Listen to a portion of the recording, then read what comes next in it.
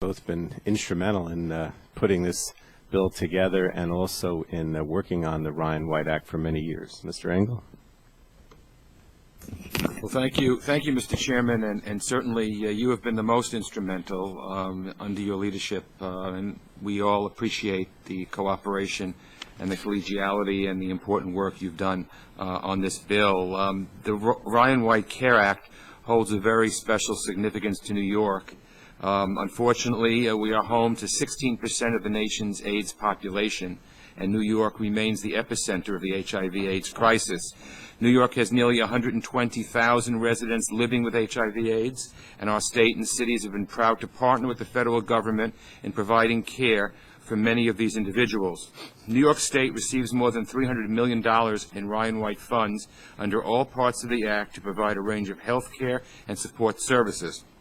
Through Ryan White programs, 22,000 uninsured New Yorkers receive medications and ambulatory care services, and thousands more receive other essential services such as mental health, case management, nutrition, and treatment adherence support services.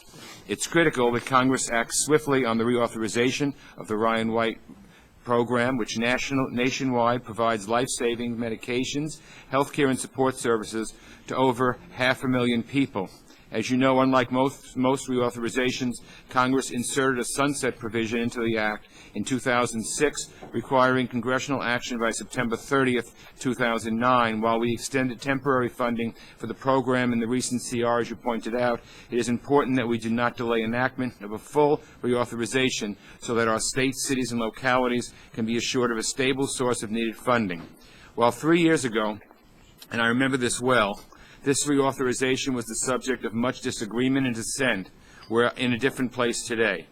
Fortunately, members on both sides of the aisle and more than 250 organizations in the United States have worked hard over the past year to develop legislative principles where there's much agreement.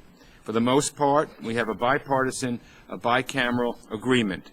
I applaud the work of the chairman in facilitating the underlying draft we have before us. This will provide measurable assistance to the more than 500,000 low-income people served by the Ryan White Care Act programs. And again, Mr. Pallone, I thank you, and I thank our chairman of the full committee, Henry Waxman, who has championed this for years and years and years and years. And it's nice that a lot of this is coming to fruition. And as Ms. Eshu said, hopefully one day we'll have a cure for AIDS, and we won't have to keep doing this. Thank you. I yield back.